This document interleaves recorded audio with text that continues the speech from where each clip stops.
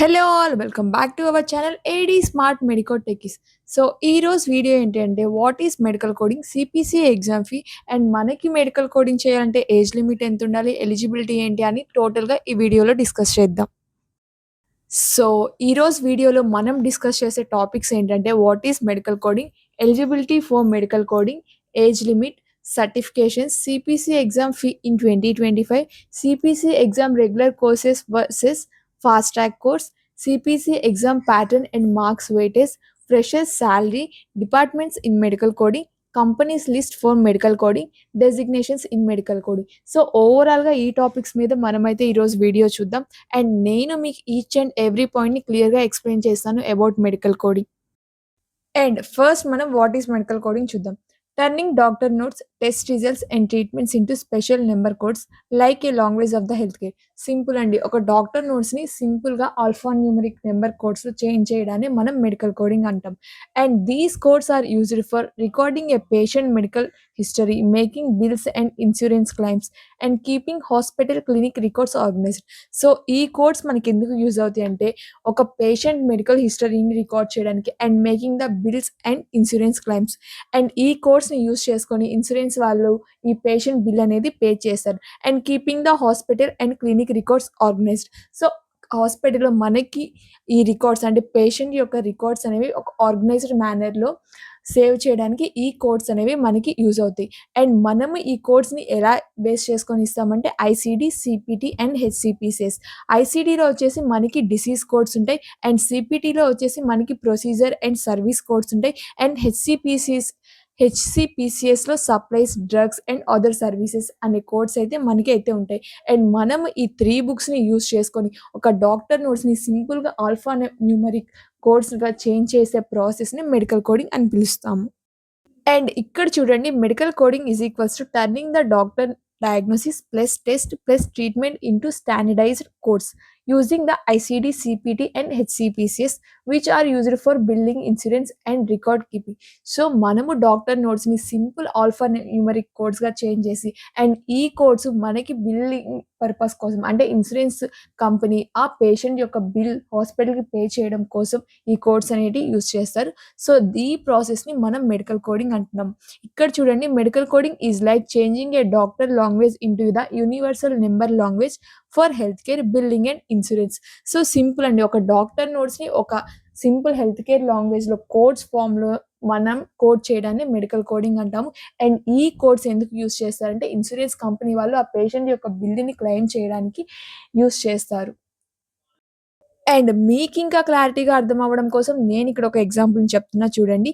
Imagine a patient goes to the hospital because they have a high fever and cough. So patient అనేవారికి ఇక్కడ high fever and cough ఉంది. The doctor examines the patient, order a chest X-ray and find out it's pneumonia. The doctor gives an antibiotic injection and writes prescription for medicine. So ఇక్కడ doctor అనేవారు examine చేశారు పేషెంట్ని and chest ఎక్స్రేని order చేశారు అంటే తీయించుకొని రమ్మని and find it's pneumonia. So ఇక్కడ మనకి పేషెంట్ అనేవారికి నిమోనియా ఉందని డాక్టర్ అనేవాళ్ళు చెప్పారు. అండ్ డాక్టర్ అనేవారు ట్రీట్మెంట్ యాంటీబయాటిక్ ఇంజెక్షన్ ఇచ్చారు అండ్ ప్రిస్క్రిప్షన్ రాశారు కొన్ని మెడిసిన్స్. ఇప్పుడు మనం ఇక్కడ ఏం చేయాలో చూడండి.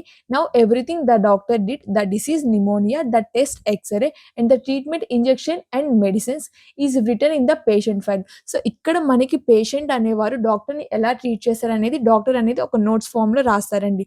అండ్ ఈ నోట్‌ని ఈ డాక్యుమెంట్‌ని మనం మెడికల్ కోడర్ అనేవారు యూజ్ చేసుకొని ఐసీడీ, సీపీటీ, హెచ్‌సీపీసీఎస్‌ని యూజ్ చేసుకొని కోడ్స్ అనేవి ఇస్తారు ఆ నోట్స్‌కి. Here comes the medical coder job. The coder does not rewrite the doctor notes. Instead, they translate them into the special codes.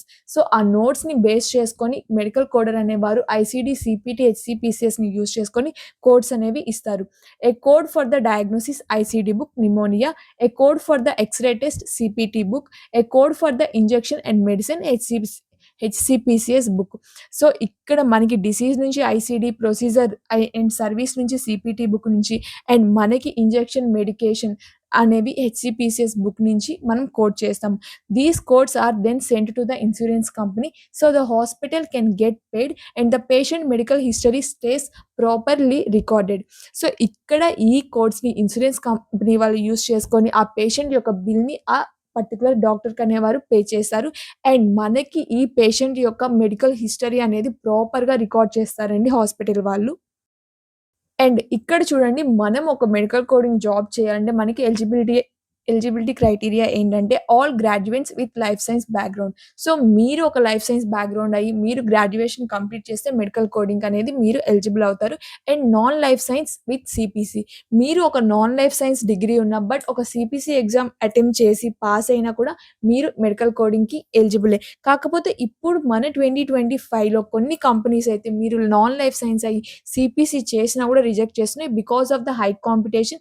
మనకిక్కడ లైఫ్ సైన్స్ స్టూడెంట్స్ అనేవాళ్ళు చాలా మందున్నారు కాబట్టి, కంపెనీస్ అనేవి నాన్ లైఫ్ సైన్స్ స్టూడెంట్స్‌ని తీసుకోవడానికి ఇష్టపడడం లేదు. సో, 2025లో నాన్ లైఫ్ సైన్స్ స్టూడెంట్స్ అయితే వెళ్ళొద్దు అని నా సజెషన్. అండ్ మీరు చేసిన డిగ్రీ లైఫ్ సైన్స్ అని మీకెలా తెలుస్తుందంటే సింపుల్ అండి. మీ డిగ్రీలో మీ 6 సెమిస్టర్స్‌లో ఎక్కడైనా ఒక ఎనాటమీ సబ్జెక్ట్ ఉన్నా మీరు లైఫ్ సైన్స్ బ్యాక్‌గ్రౌండ్ కిందకే వస్తారు. సో, ఇదే సింపుల్ అండి. ఒక నాన్ లైఫ్ సైన్స్‌కి, లైఫ్ సైన్స్‌కి ఉన్న డిఫరెన్స్ ఏంటంటే, మీ డిగ్రీలో మీకు ఎనాటమీ లేదా ఫిజియాలజీ లేదా కెమిస్ట్రీ ఇలాంటి సైన్స్ సబ్జెక్ట్స్ ఏమన్నా ఉంటే మీరు లైఫ్ సైన్స్ గ్రాడ్యుయేట్. లేదు ఒక సైన్స్ సబ్జెక్ట్ గూడా మీ డిగ్రీ సెమిస్టర్స్‌లో లేదు అంటే మీరు ఒక non life science student. Like మీకు మ్యాథ్స్, ఫిజిక్స్, స్టాట్ అంటే మీరు ఒక నాన్ లైఫ్ సైన్స్ స్టూడెంట్ అండి. అండ్ ఏజ్ లిమిట్ వచ్చి యాస్ ఎ ఫ్రెషర్‌గా మీరు మెడికల్ కోడింగ్‌లో జాయిన్ అవ్వాలంటే మీ ఏజ్ మస్ట్ అండ్ షుడ్‌గా 28 ఇయర్స్ బిలోనే ఉండాలి. And certification. మీరు మెడికల్ కోడింగ్‌లో ఒక ఫ్రెషర్‌గా వెళ్ళాలంటే ఒక నాన్ లైఫ్ సైన్స్ ఒక నాన్ సర్టిఫైడ్ ఫ్రెషర్‌గా వెళ్ళొచ్చు. అండ్ సర్టిఫైడ్ ఫ్రెషర్‌గాను వెళ్ళొచ్చు with life science background. And మనకి సర్టిఫికేషన్స్ వచ్చేసి CPC and CCS. As a ఫ్రెషర్‌గా మీరు ఒక సీపీసీ ఎగ్జామ్‌ని రాసి వెళ్ళొచ్చు. అండ్ సీసీఎస్ కూడా రాసి వెళ్ళొచ్చు. But based upon your interest మీరు సీపీసీ లేదా సీసీఎస్‌ని చూజ్ చేసుకోండి. CPC exam fee in 2025. మీరు ఒక సీపీసీ ఎగ్జామ్ అటెంప్ట్ చేయాలి 2025లో అంటే మీకు ఇంత ప్రైస్ పడుతుంది చూడండి. ఫస్ట్ మీరు సీపీసీ ఎగ్జామ్ రాయాలంటే ఏదొక ఇన్‌స్టిట్యూట్‌లో జాయిన్ అవ్వాలి. అండ్ ఫీ వచ్చేసి 20,000 స్టార్టింగ్ 20,000 ఉంటుంది. అండ్ ఇన్‌స్టిట్యూట్‌ని బేస్ చేసుకొని అది చేంజ్ అవ్వచ్చు. లైక్ 25,000 అవ్వచ్చు, 30,000 అవ్వచ్చు. బట్ మినిమమ్ వచ్చేసి 20,000 అండ్ మనకి సీపీసీ ఎగ్జామ్ ఫీ వచ్చేసి ఇక్కడ చూడండి $887.36. అండ్ నేను ఈరోజు ఈ వీడియో చేసే టైంలో మనకి డాలర్ వాల్యూ అనేది $87.55 అయితే ఉంది. సో, దాన్ని నేను ఇక్కడున్న ఈ డాలర్స్‌తో ఇంటూ చేస్తే మనకి $77,688 పడుతుంది. అండ్ ఒక కరెన్సీ ఎక్స్‌చేంజ్ ఒక 2,000 యేసుకున్న అరౌండ్ మీకు 80,000 అని యేసుకోండి సింపుల్. అండ్ ఈ 80,000 ప్లస్ కోర్స్ ఫీజ్ వచ్చేసి 20,000. సో, ఓవరాల్‌గా మనం 2025లో సీపీసీ ఎగ్జామ్ రాయాలనుకుంటే మనకి ఒక 1,00,000 అయితే అవుతుంది. సో, చాలామంది ఏం చేస్తున్నారంటే సీపీసీ రాసే ఫ్రెషర్‌గా వెళ్తున్నారు. సో, సింపుల్‌గా ప్లేస్ అవ్వచ్చని. సో, మీరు 2025లో కూడా సీపీసీ రాసి వెళ్ళాలనుకున్నప్పుడు మీరు ఫస్ట్ 1,00,000 ఇన్వెస్ట్ చేసి సీపీసీ మీద రాసి పాస్ అయ్యి మనం మెడికల్ కోడింగ్‌లో యాస్ ఎ ఫ్రెషర్‌గా అయితే జాయిన్ అవ్వచ్చు. And CPC regular course versus fast track course. మనకి సీపీసీ కోచింగ్‌లో 2 మోడ్స్ ఉన్నాయండి. ఏంటంటే ఒకటి రెగ్యులర్ కోర్స్ అండ్ ఒకటి ఫాస్ట్ ట్రాక్ కోర్స్. ఫస్ట్ వీటి డిఫరెన్స్ ఏంటో మనం చూద్దాం సింపుల్‌గా. రెగ్యులర్ కోర్స్ అనేది 3 మంత్స్ ఉంటుందండి. Around 90 days. ఇక్కడేంటి మీకు చాలా క్లీన్‌గా చెప్తారు. ఐసీడీ, సీపీటీ, హెచ్‌సీపీసీఎస్ క్లియర్‌గా సిలబస్ అయితే చాప్టర్ వైస్ కంప్లీట్ చేస్తారు. అండ్ మీకు రెగ్యులర్‌గా మాక్ టెస్ట్‌లు జరుగుతుంది. అండ్ ఫీజ్ వచ్చేసి 20,000 ఉంటుంది. స్టార్టింగ్ ఏదో ఒక ఇన్‌స్టిట్యూట్‌లో. Maybe based upon the institute మనకైతే ఫీజ్ చేంజ్ అవుతుంది. అండ్ మాక్సిమం స్టూడెంట్స్ ఏం చేస్తారంటే రెగ్యులర్ కోర్స్‌లో జాయిన్ అయ్యి 3 మంత్స్ నీట్‌గా ఐసీడీ, సీపీటీ అండ్ హెచ్‌సీపీసీఎస్ నేర్చుకొని ఎగ్జామ్ అటెంప్ట్ చేస్తారు. పాస్ అవుతారు. అండ్ ఇక్కడ ఫాస్ట్ ట్రాక్ కోర్స్ ఏంటంటే చాలా మందికి తెలీదు. చాలా తక్కువ మందికి తెలుసు. మనకి ఫాస్ట్ ట్రాక్ కోర్స్ ఏంటంటే 45 డేస్ కోర్స్ డ్యూరేషన్ ఉంటుంది. ఇక్కడ సిలబస్ అనేది అంత క్లీన్‌గా చెప్పరు. When compare to the regular course. Just important topics వరకు ఎక్స్‌ప్లెయిన్ చేస్తారు. అండ్ మనకి డైలీ మార్క్స్ అయితే ఉంటాయి. అంటే ఇక్కడ రెగ్యులర్ కోర్స్‌లో మీకు 2 అవర్స్ క్లాస్ ఉంటే ఫాస్ట్ ట్రాక్ కోర్స్‌లో మినిమమ్ ఒక 5 అవర్స్ క్లాస్ ఓన్లీ ఇన్‌స్టిట్యూట్‌లోనే ఉంటుంది మనకి. అండ్ మనకైతే డైలీ మార్క్స్ ఎలా అంటే సేమ్ రిపీటెడ్ టాపిక్స్ మీద రిపీటెడ్ పేపర్స్‌ని తీసుకొచ్చి వాళ్ళ ఇన్‌స్టిట్యూట్ వాళ్ళనేది మీకు ప్రాక్టీస్ చేయిస్తారు. అండ్ మీకు ఎక్కువ స్కోరింగ్ సబ్జెక్ట్ ఏంటి మనకి సీపీసీలో సీపీటీ. సో, ఆ సీపీటీ మీద ఎక్కువ ఫోకస్ చేస్తారు. అండ్ మనకిక్కడ రెగ్యులర్ కోర్స్ అంత ఫీ కన్నా కొంచెం ఎక్కువగానే ఉంటుంది. ఫాస్ట్ ట్రాక్ కోర్స్ ఫీ అనేది. అండ్ ఈ ఫాస్ట్ ట్రాక్ కోర్స్ అనేది ఎవరు ఎక్కువ చూజ్ చేసుకుంటారంటే ఒక నాన్ సర్టిఫైడ్ ఫ్రెషర్‌గా ఒక కంపెనీలో జాయిన్ అయిన వాళ్ళు కొంచెం ఎక్స్‌పీరియన్స్ తెచ్చుకొని, సబ్జెక్ట్ నేర్చుకొని, ఇప్పుడు మేము సీపీసీ రాయాలి అని అనుకునే వాళ్ళు ఈ ఫాస్ట్ ట్రాక్ కోర్స్‌లో జాయిన్ అయ్యి, ఒక 45 డేస్ రిమైనింగ్ టాపిక్స్ మీద చదువుకొని అప్పుడు ఎగ్జామ్ రాస్తారు. మామూలుగా గూడా అంటే జనరల్‌గా మాకు నాలెడ్జ్ ఉందన్న స్టూడెంట్స్ కూడా వెళ్లి రాస్తారు. అండ్ ఓవరాల్‌గా మనకి CPC course regular courses versus fast track కోర్సెస్‌లో కొన్ని అడ్వాంటేజెస్ ఉన్నాయి. కొన్ని డిసడ్వాంటేజెస్ ఉన్నాయి. ఫస్ట్ వచ్చేసి టైమ్ అండి. మనకి రెగ్యులర్ కోర్స్ 3 మంత్స్ పడుతుంటే ఫాస్ట్ ట్రాక్ కోర్స్ 45 డేస్‌లో కంప్లీట్ అవుతుంది. అండ్ మనకి రెగ్యులర్ కోర్సెస్‌లో కంప్లీట్‌గా మనకి సిలబస్ అయితే కవర్ చేస్తారు. అండ్ స్టూడెంట్స్‌కి నాలెడ్జ్ అయితే ఉంటుంది. బట్ ఫాస్ట్ ట్రాక్ కోర్స్‌లో అయితే వాళ్ళు జస్ట్ స్కోరింగ్ సబ్జెక్ట్స్ మాత్రమే మీకు బాగా ఎక్స్‌ప్లెయిన్ చేస్తారు. ఫుల్‌గా అంటే అంత డీటెయిల్డ్‌గా అయితే చెప్పరు సబ్జెక్ట్ అయితే. అండ్ మనకిక్కడ రెగ్యులర్ కోర్సెస్‌లో ఫీజనేది తక్కువ ఉంటుంది. బట్ ఫాస్ట్ ట్రాక్ కోర్స్‌లో when compare to regular course కొంచెం ఫీజ్ ఎక్కువ ఉంటుంది. అండ్ ఇక్కడ మనకి ఎక్కువ స్టూడెంట్స్ అనేవారు రెగ్యులర్ కోర్స్ జాయిన్ అయ్యి సీపీసీ అటెంప్ట్ చేస్తారు. బట్ మాకు అంత టైం లేదు అండ్ మేము ఆల్రెడీ మాకు సబ్జెక్ట్ మీద కొంచెం నాలెడ్జ్ ఉంది అన్న వాళ్ళు ఫాస్ట్ ట్రాక్ కోర్స్‌కెళ్తారు. అండ్ బోత్ అంటే మీకు నాలెడ్జ్ ఉన్నప్పుడు మీరు వెళ్ళిపోండి ఫాస్ట్ ట్రాక్ కోర్స్‌కి. లేదు మాకు సబ్జెక్ట్ గావాలి, మేము కొంచెం టైం పెడతాం అన్నప్పుడు మీరు రెగ్యులర్ కోర్స్ అనేది చేసుకోండి. అండ్ మనం ఇప్పుడు సీపీసీ ఎగ్జామ్ యొక్క ప్యాటర్న్ అండ్ మార్క్స్ వెయిటేజ్ చూద్దాం. మనం ఒకసారి ఎగ్జామ్ ఫీ పే చేసామనుకోండి, మనకి 2 అటెంప్ట్స్ అయితే ఉంటాయి ఎగ్జామ్ పాస్ అవ్వడం కోసం. ఫర్ సపోజ్ మనం ఫస్ట్ అటెంప్ట్‌లో ఎగ్జామ్ ఫెయిల్ అయ్యామనుకోండి, సెకండ్ అటెంప్ట్ కూడా రాయొచ్చు పాస్ అవ్వడం కోసం. అండ్ సెకండ్ అటెంప్ట్‌కి మనం ఫీ పే చేయాల్సిన పని లేదు. ఒక్కసారి ఫీ పే చేసి మనం 2 టైమ్స్ ఎగ్జామ్ అనేది రాయొచ్చు. అండ్ మనకి ఎగ్జామ్ పాస్ అవ్వడం కోసం 70% అయితే మనం ఎగ్జామ్‌లో స్కోర్ చేయాలి. అండ్ మనకి ఎగ్జామ్‌లో 100 క్వెషన్స్ ఉంటాయి. అవి కూడా మల్టిపుల్ చాయిస్ ఆప్షన్ క్వెషన్స్. ఈ 100 క్వెషన్స్‌ని మనం 4 అవర్స్‌లో రాయాలి. అండ్ మనకి ఇదొచ్చేసి online test and completely open book exam. మనం ICD and CPT and HCPCS బుక్స్‌లో కోడ్స్ అనేవి సెర్చ్ చేస్తూ ఈ ఎగ్జామ్ అనేది రాయాలి. వితిన్ 4 అవర్స్‌లో మనము 100 క్వెషన్స్ డీల్ చేయాలి. అండ్ మనకి ఎగ్జామ్ పాస్ అవ్వాలంటే 70% స్కోర్ అయితే ఎగ్జామ్‌లో ఉండాలి. అండ్ ఇప్పుడు మనం యాస్ ఎ ఫ్రెషర్‌గా మెడికల్ కోడింగ్‌లో సాలరీస్ ఎలా ఉన్నాయో చూద్దాం. మీరు ఒక నాన్ సర్టిఫైడ్ ఫ్రెషర్‌గా ఒక కంపెనీలో ప్లేస్ అవ్వాలంటే మీ సాలరీ రేంజ్ వచ్చేసి 13,000-15,000 ఉంటుంది. అండ్ మీరు యాస్ ఎ సర్టిఫైడ్ ఫ్రెషర్‌గా జాయిన్ అవ్వాలంటే మీ సాలరీ వచ్చేసి 18,000-27,000 ఉంటుంది. బేస్డ్ అపాన్ ద కంపెనీ ఈ సాలరీ అనేది కొంచెం అటు ఇటుగా చేంజ్ అవుతుంటుంది.